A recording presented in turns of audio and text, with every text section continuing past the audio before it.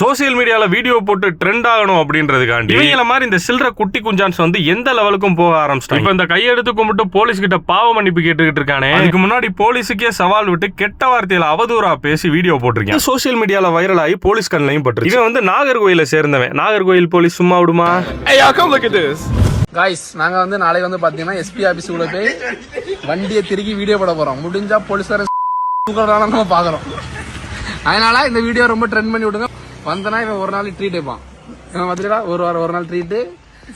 இவன் வந்து இன்னும் ஒரு நாள் ட்ரீட் வைப்பான. रुको जरा सबर करो. 28/12/2025 ராத்திரி நேரத்தில் நாங்கள் வந்து எஸ்பி ஆஃபீஸ் முன்னாடி ஸ்பீடாகவே சாகசம் பண்ணணும்னு சொல்லி சோசியல் மீடியாவில் வீடியோ பகிர்ந்தோம். சோசியல் மீடியாவில் பகிர்ந்தது போலீஸ்காரங்க பார்த்து எங்களை கூப்பிட்டு அறிவுரை தந்தாங்க. இந்த மாதிரி பண்ணக்கூடாது எல்லாம். நாங்களும் எங்களுக்கு நாங்கள் இந்த மாதிரி பண்ண மாட்டோம்னு சொல்லிட்டு நாங்கள் வந்துட்டோம். நாங்கள் இந்த மாதிரி தப்பு யாரும் பண்ண மாட்டோம், நீங்களும் யாரும் பண்ணாங்க.